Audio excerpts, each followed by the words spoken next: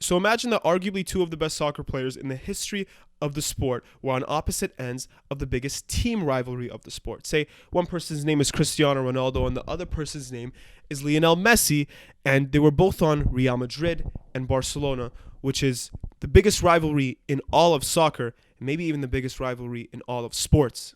Barcelona and Real Madrid have the biggest rivalry in European football, like without a doubt. Without a doubt. Manchester City, Manchester United are big rivals.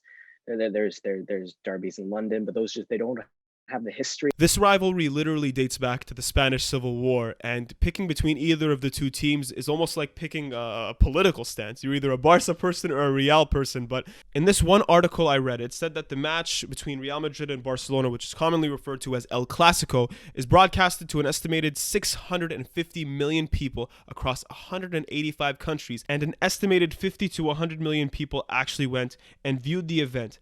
So when you take a rivalry that's this polarizing and this historic, and you sprinkle in two of the best soccer players to ever do it in its history, at that point, you don't just have a big sporting rivalry. At that point, you're watching a movie unfold right in front of your eyes, and that's exactly what we got for 9 years. I mean, you had matches like the 2011 UEFA Champions League semifinal. You had matches like the 2013 Copa del Rey final. You had so many different matches in La Liga. The Ronaldo versus Messi was always the spectacle. Like you would see them pretty much one up each other, like El Clasico to El Clasico. Like Messi would score late to win the game. He'd show the back of the shirt to all the supporters at the Bernabeu. Ronaldo would turn around and do the same thing at the Camp Nou. But as everyone says, all good things must come to an end. And in 2018, one half of that rivalry, Cristiano Ronaldo, decided to leave Real Madrid and go to Juventus, and then obviously later on to Manchester United later this year. And then the second half of that rivalry, Lionel Messi finally decided to depart Barcelona and head on over to Paris last August. And now the most polarizing rivalry in the sport is without its two most influential athletes in this century. And this Sunday, Real Madrid and Barcelona will play each other for the first time without those two stars. Now, to put this in perspective, the last time an El Clasico matchup was played without either Cristiano Ronaldo or Lionel Messi on Real Madrid or Barcelona's active roster, George Bush was president. You were still renting movies from Blockbuster. It was still cool to lowride your pants. So for a lot of people born in the late 90s and onward, this whole thing is going to be a first. This is the first one that I'll be watching, because even before Ronaldo was at Real Madrid, Messi was at Barcelona from a young age. So pretty much as long as I can remember back, even when Ronaldo wasn't in Madrid yet, Messi was still in Barcelona.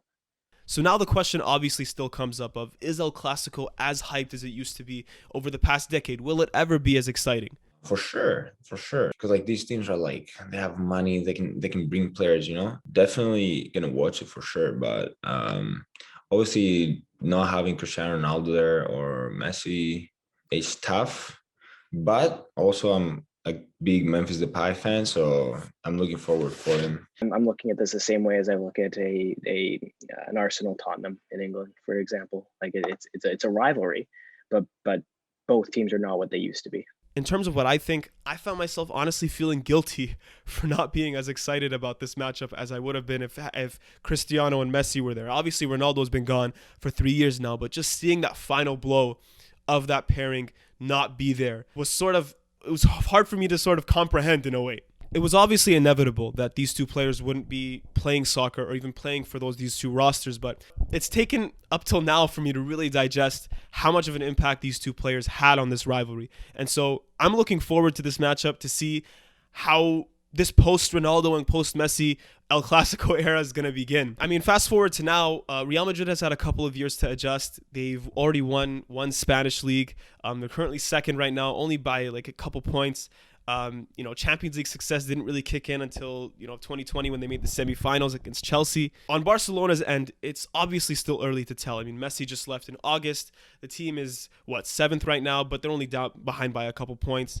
But I'm really curious to know how they're going to do. The only team really that's excited about the post-Ronaldo Messi era is probably Real Sociedad, who's sitting at first right now. Overall, I'm looking forward to see how El Clasico is going to adjust officially without Cristiano Ronaldo and Lionel Messi. So I hope you guys enjoyed this first video, and stay tuned for episode 2.